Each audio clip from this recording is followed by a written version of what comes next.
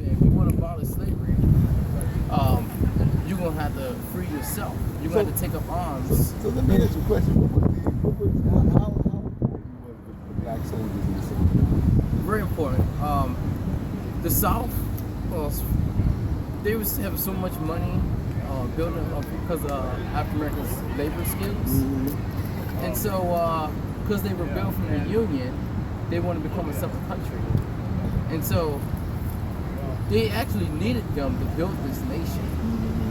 And for one, they didn't want this to become a separate country. They want this country to be one nation. So it happened. They was losing badly.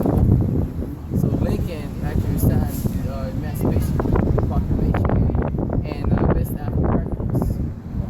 Now, you had African Americans serving in militia units preparing for this. They were preparing for a war rebellion. African Americans taking up arms way before the Civil War even started. Oh, so you mean that African Americans were serving in the militia before the war? Here in Washington D.C., I can't get the name right, but I think it's pronounced Washington Graves. Yeah. Greaves. They was already organized. In Louisiana, you had Louisiana Native Guard. You had the 1st Kansas. So these are early units already established before the war. Wow. Now, they already bring color troops into the Bureau of United States Colored Troops into 1863. It's a separate department. The Army is segregated. Only branch of service during this time is integrated is the Navy. African American can join and do any duties he want in the U.S. Navy. They didn't really look at color. Right. They just wanted to know if you can get the job done.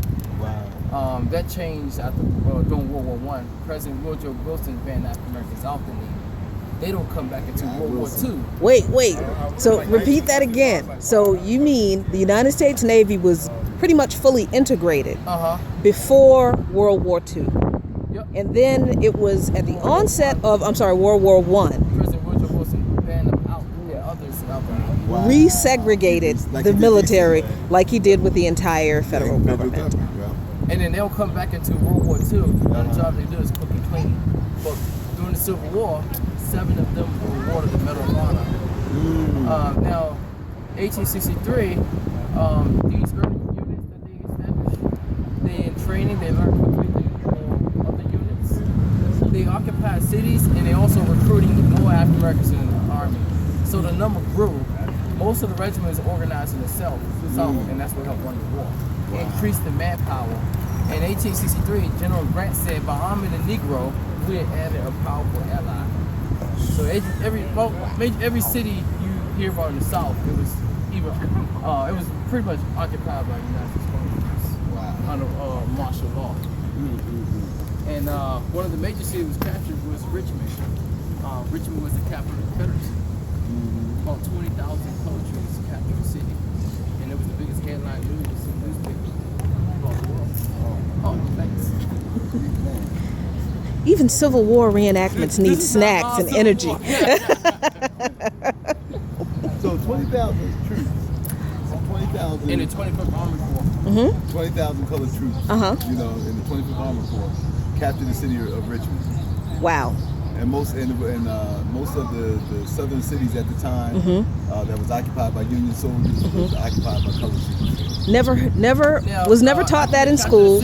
Never hear that in history. Robert E. Lee is pointing out it was the United States Congress that kept on pressing them, and they ended up forcing them to surrender to African Americans. Wow.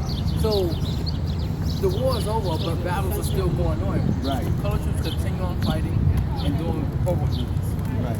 Wow. If you're not familiar with provo duties, if you see soldiers in Iraq who walk in the streets with their carabine weapons, and you get arrested by breaking the law, well, colored troops had the same authorities. Oh my goodness. Wow. And because of that, these Confederate veterans didn't like that. So they ended up forming like hatred groups, the Ku Klux Klan, the red shirts. They teach their children hate, and it was just passed down generation. So the Ku Klux Klan and all these hate groups was in response to them being angry. In fact, we freed ourselves and we won the war. Wow. And I always tell people all around the world, you not only had these 200,000-300,000 African Americans serving. Right. There were 1,500 Hispanics. There were some Hawaiians that served and Native Americans. You had many from the Caribbean islands like Jamaica and Trinidad that came up.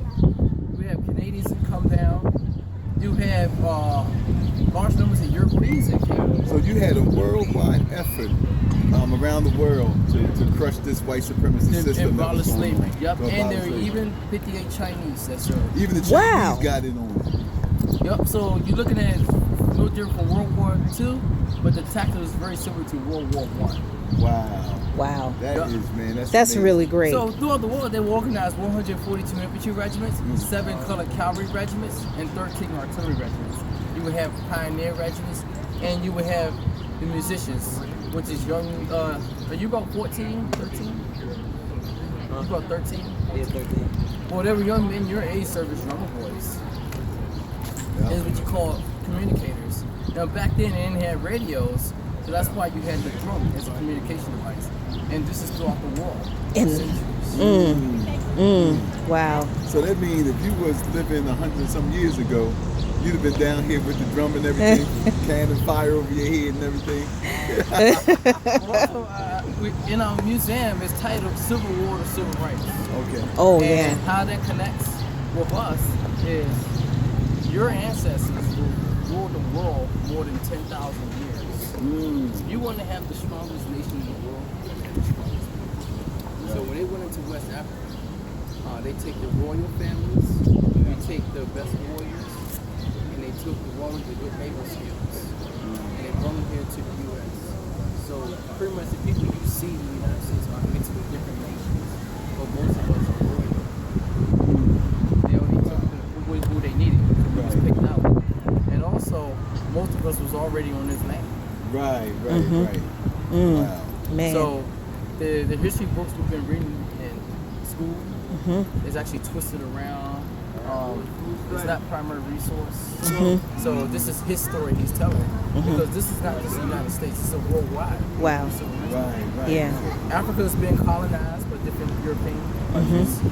Only one country rebelled, and when their independence were Ethiopia. Right. It was the only country that was never occupied. Remember I told you That's that? the truth. Yup, Yeah. They defeated Mussolini. Benedict II, rounding up his people. Right. In fact, I'm portraying him this summer. Oh, really? Yep, I'm telling his story. Okay.